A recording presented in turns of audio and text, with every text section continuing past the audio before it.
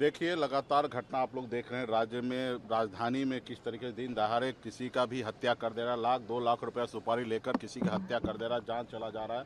तो ये बिहार के लिए बहुत चिंता की बात है और इस तरीके से खास करके पुलिस प्रशासन को और कम से समझ में आना चाहिए। नीतीश कुमार ना अस्वस्थ हो गया है, लेकिन यहाँ के मुख्य डीजीपी है, एसपी है, सब लोगों को, थाना अध्यक्ष है, इन लोगों को चौकन्ना होना चाहिए। राज्य में इस तरीके से लोगों का हत्या हो रहा है, ये सही नहीं है। और रहा कि मुख्यमंत्री का तबीयत अस्वस्थ है, पूरा एनडीए वो चुनावी मूड में चला गया है कि कैसे भी हमको बिहार के जनता को गुमराह करके, परेशान करके हम पुनः सरकार बनाए।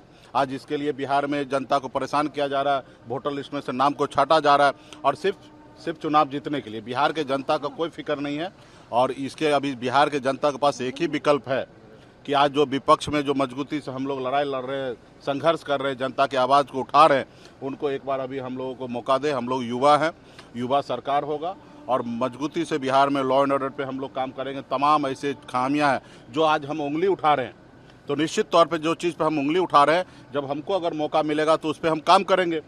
हमको ये चीज़ की जानकारी है कि ये सब जो हो रहा है वो सही नहीं हो रहा, तो भविष्य में हम लोग तो कम से कम ये जो आज बोल रहे हैं उसका तो सम्मान करेंगे और उस पर हम लोग काम करेंगे। अच्छा, ये आयोग की तरफ से बात कही गई है कि उन्होंने जो सर्वे कराया उसमें बांग्लादेशी, म्यांमार के लोग निकला गया। देखिए, चुनाव आयोग का बगैर तैयारी का जो काम कर रहे हैं, जब उनके ऊपर सवाल उठने लगा, जब उनसे काम नहीं हो रहा है, तो तरह तरह की बात कर रहे हैं कि बांग्लादेशी, म्यांमार, दूसरे कंट्री के लोग, नेपाल के लोग, इधर उधर के लोग, ये सब भटकाने के लिए बात कर रहे हैं।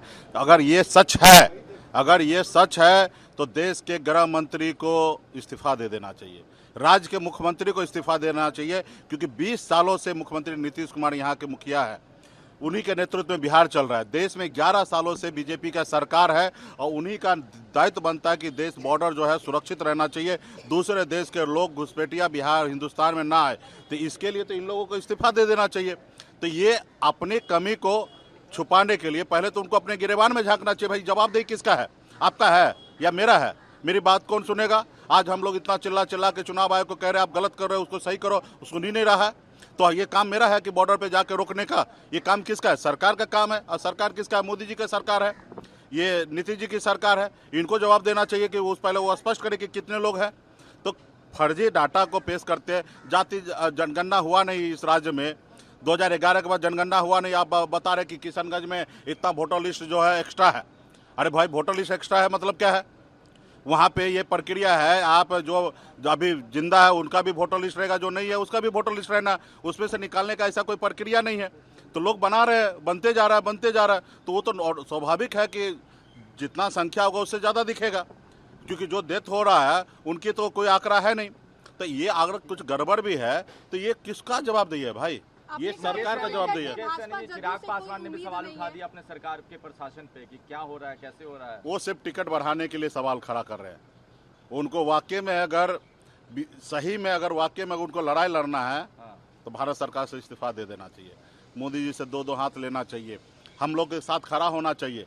हमने लड़ाई लड़ा ना मोदी जी से, बिहार में गठबंधन में रह के यूपी में जाके अपने समाज के हक अधिकार के लिए लड़ाई लड़ा ना, आरक्षण के लिए। उसके लिए भले मंत्रिमंडल गया तो गया, हमें कोई फर्क नहीं पड़ा। हम आज संघर्ष कर रहे हैं।